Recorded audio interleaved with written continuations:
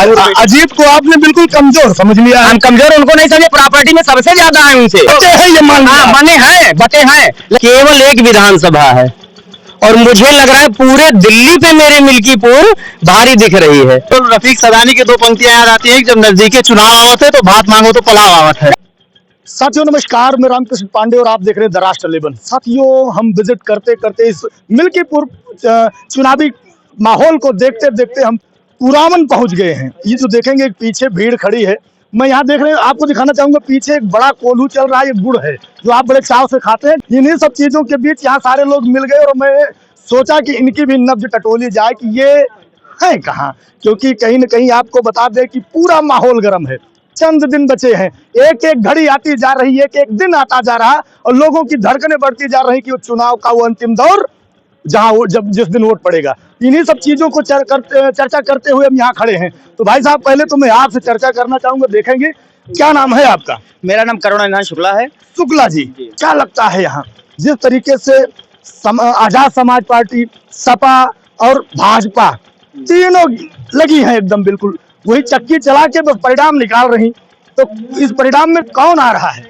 देखिए, चक्की तो चली रही है, लेकिन जीतना जिसको है वही जीतेगा। अब अपने मुंह से हम नहीं कहेंगे कौन जीतेगा यहाँ, लेकिन तीनों पार्टियों का रनर जो है सबसे दो पार्टी में दिख रहा है, एक भारतीय जनता पार्टी में, एक दिख रहा है अखिलेश वाले में, सपा वाले में। आपको क्या लगता है कि 29 और 30 तारीख में रावण आ रहे हैं? इसके बारे में तो पता है, रावण का मैं ही वंशज हूँ, लेकिन रावण का वंशज हूँ, लेकिन वो लोग रावण जैसा नहीं है। उनका कोई व्यवहार ही नहीं है रावण का, उनका कोई मतलब ही नहीं है रावण का। वो बस उनका व्यवहार ही ऐसा है कि वो रावण अपने में ही है। कि दलित वोट नहीं बटोरेंगे? नहीं, कुछ नहीं बटोरेंगे, उनका तो एकदम सफाया रहेगा, कुछ भी नहीं रहेगा उनका यहाँ पे, एकदम सफाया रहेगा। काहे को रहेगा भैया? दलित आदमी देखेंगे अभी रावण की एक रैली निकल जाए तो गमछा बांधे नीला वाला सब लोग एक तरफा निकल पड़ते हैं। वो तो रावण के वंशज नहीं, रावण के वंशज तो हम लोग हैं जो ब्राह्मण है, रावण के वंशज हम लोग हैं। तो रावण तो उनका नाम है, आपका तो नहीं है। उनका तो नाम रावण नाम है, हम लोग उनके वंशज हैं, तो हम लोग जो निर्णय करेगा हम लोग करना है ना। अच्छा, आप तो आ कौन रहा, जीत कौन रहा है? भाई इसमें लहर तो हमारे गुरु जी की है। गुरु जी की है? काहे की? हमारे गुरु जी हमारे दरवाजे पे आए हैं। गुरु जी के आने से लहर है कि अब आपके लहर में अवधेश बाजी मार ले गए? वो भाई अवधेश बाजी क्यों मार ले गए? कुछ कमी थी हमें कुछ कमी थी, इसलिए बाजी मार ले गए। अब तो बिल्कुल दूर हुई है, अभी तो आपकी तो दिखाई पड़ेगी क्या कमी थी हमारे में, क्या दूर हुई। अजीत को आपने बिल्कुल कमजोर समझ लिया। हम कमजोर उनको नहीं समझे, प्रॉपर्टी में सबसे ज्यादा है उनसे, इनसे तो सबसे ज्यादा है, लेकिन वोट में उससे भी बहुत नीचे है, बहुत नीचे है। ऐसा तो नहीं कि भाजपा में दो लोग अलग अलग गुटों में बट गए हैं, सुना है? ऐसा कुछ नहीं है, जो अंधविश्वास कर रहे हैं वही वोट तो देंगे, ऐसा नहीं है। कुछ लोग बटे हैं, लेकिन कुछ लोग बटे हैं, ये मान लिया। बने हैं, बटे हैं, लेकिन कुछ लोग बटे, कुछ लोग में जैसे हमारा भी खा रहे हैं, तुम्हारा भी खा रहे हैं, और खाने का कोई महत्व नहीं है, उनका कहीं गुजर बसर भी नहीं होना है। मतलब ये आपने मान लिया कि बटे हैं?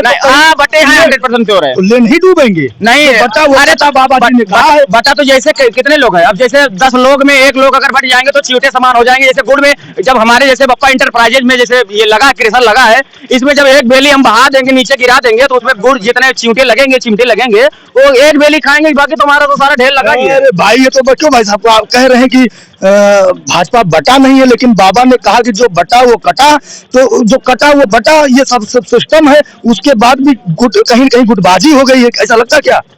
देखिए, मैं आपको बताना चाहूँगा कि राजनीतिक पार्टियां हैं, आती रहेंगी जाती रहेंगी। हमारा आपका वैचारिक मतभेद और व्यवहारिक मतभेद ये जो है ये परस्पर रहना चाहिए, क्योंकि ये टीमें हैं, 15 दिन के लिए आएंगी, उसके बाद चली जाएंगी। दोनों पार्टियों को मैं कह रहा हूँ, कोई किसी एक पार्टी को नहीं। हाँ, सरकार है, उपचुनाव है, कहीं न कहीं बीजेपी का पलड़ा भारी है। इज्जत बचा रही बीजेपी, अगर यही चुनाव जीतेगी तो कहीं न कहीं तो हारने का दंश है दिमाग में, वो उतारने की कोशिश में है। मैं आपको बता रहा हूँ, दिल्ली में भी चुनाव हो रहा है 5 तारीख को। चुनाव आयोग उसी के आधार पे 5 तारीख को यहाँ चुनाव करवा रहा है, और यहाँ जो 5 तारीख को चुनाव हो रहा है केवल एक विधानसभा है, और मुझे लग रहा है पूरे दिल्ली पे मेरे मिल्कीपुर भारी दिख रही है। शायद आप क्या भाइयों कमेंट में जरूर बताइएगा, क्या दिल्ली के पर भारी है मिल्कीपुर? लेकिन एक तो है, भारी तो है क्योंकि अयोध्या की सीट है। जीता कौन है? क्योंकि अवधेश प्रसाद है। टिप्पणी कौन कर रहा है? अखिलेश यादव। उसके बाद में एक बड़ी बात आपको बताने जा रहा हूँ, मैं एक बड़ी बात आपको बताने जा रहा हूँ, इससे आप ध्यान दीजिएगा। 9 बार के विधायक 1 बार के सांसद और 7 बार के कैबिनेट मंत्री अवधेश प्रसाद, तो हम कहीं ना कहीं उनको हल्के में नहीं ले सकते हैं। ये बड़ी बात कही है इन्होंने, हल्के में नहीं लेने चाहिए, हल्के में नहीं ले सकते। इसी वजह से भाजपा ने 4 मंत्री मुख्यमंत्री खुद दौड़ा कर रहे हैं, इसीलिए लगाएगा। देखिए, मैं आपको बता दूं, अगर किसी व्यक्ति के हृदय में कोई चीज बस गई है तो आप पूरी कैबिनेट में नहीं, पूरा लोकसभा राज्यसभा लाके अगर बिठा देंगे तो उसका नजरिया नहीं बदल सकते। जीत कौन रहा है? मैं आपको बता रहा हूँ, सरकार में बीजेपी है, ना सरकार बननी है ना सरकार इस सीट से बिगड़नी है, लेकिन बीजेपी का पलड़ा इसलिए भारी दिखाई पड़ रहा है। आंख अटकी है भाजपा की। नहीं, अब कुल मिला के कहीं ना कहीं टक्कर तो है, और टक्कर के साथ साथ मैंने आपको कहा ना कि 9 बार के विधायक, 1 बार के सांसद, सारे लोग हैं, अवधेश प्रसाद हैं, तो हम कहाँ कह रहे हैं? मैंने तो पहले ही बोल दिया ना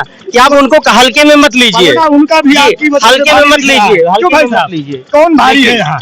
मुझे कोई राजनीतिक दिलचस्पी नहीं है, बस मुझे केवल रफीक सदानी की 2 पंक्तियां याद आती हैं कि जब नजदीकी चुनाव आवत है तो भात मांगो तो पुलाव आवत है। क्या बात है, बस। ये बड़ी बात कही। इसके भाई साहब, अलावा मैं चाहूंगा कोई एक शायर और इसी राजनीति बस मैं यही कहना चाहूंगा, जिस तरह से प्रयागराज में महाकुंभ लगा है, ये कहीं न कहीं राजनीतिक परिक्षेत्र का उस पृष्ठभूमि का एक महाकुंभ है, जो कि मिल्कीपुर।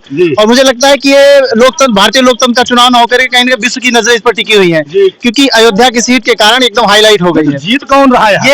ये तो चुनाव बताएगा। मैं आप कहाँ हैं? मैं बस इसी महाकुंभ में एक डुबकी लगाना चाहता हूँ, एक मतदाता होने के कारण। ये देखिए कितना चालाक आदमी है ये, कि बताना नहीं चाहेंगे ये कि ये किस जगह है, क्योंकि हो सकता है अगली पार्टियों में कोई सेंध बस लगा मैं दिया हो। जाते जाते एक पंक्ति और बोल दूंगा कि जब चुनाव दिखाई पड़ा तो आयो नेताजी का, तोहरे वादा का जनता गुलाम थोड़ो है। तो मैं किसी पार्टीगत बात नहीं कर रहा हूँ, मैं समस्त पार्टी लेकिन वर्तमान सांसद के बारे में क्या कहेंगे? मैं किसी के बारे में उन्हें कहा कोई दिलचस्पी नहीं है। क्या कहेंगे? आप भी युवा हैं, क्या लगता है कि इस बार यहाँ कौन परचम लहरा रहा है? भाजपा जा रही है। भाजपा जा रही। भाई साहब तो कह रहे हैं सब लोग मौका देख के आ गए हैं। नहीं, वो ठीक है, जैसे सब कुछ अब यहाँ पे जिस हिसाब से देखा जाए तो भाजपा का कार्य ठीक है। ठीक है, तो साथियों ये रही यहाँ की चुनावी सभा। यहाँ के लोगों के विचार आपको कैसे लगे, अपने कमेंट के माध्यम से जरूर बताइएगा। फिर मिलेंगे किसी गली किसी चौराहे पर।